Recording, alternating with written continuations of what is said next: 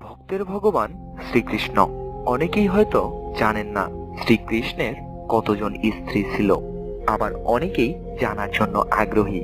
আর সেই সকল আগ্রহীদের জন্যই আজকের ভিডিওটি। দাপর যুগে অত্যাচারী নরকাসুর 16,100 জন কুমারীকে নিজের কারাগারে বন্দী করে রেখেছিলেন। ভগবান শ্রীকৃষ্ণ নরকাসুরকে যুদ্ধে পরাজিত করে 16,100 জন কুমারী এবং অন্যান্য বন্দীদের উদ্ধার করেছিলেন।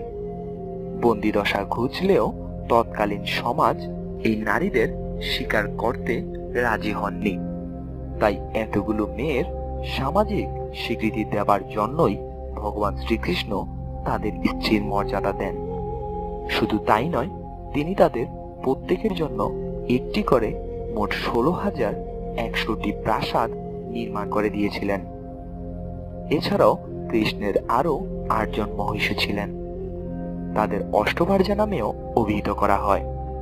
এরা হলেন রুক্মিণী, সত্যভামা, জাম্বুবতী, কালিন্দী, মিত্রবৃন্দা, নগ্নাজিতি, ভদ্রা এবং লক্ষণা। বৈষ্ণব মতে কৃষ্ণের সমস্ত মহিষীগণই ছিলেন দেবী লক্ষ্মীর অবতার, অথবা সেই সব নারী যারা বহু জন্মের তপস্যা বলে শ্রীকৃষ্ণের স্ত্রী হওয়ার অধিকার লাভ করেছিলেন।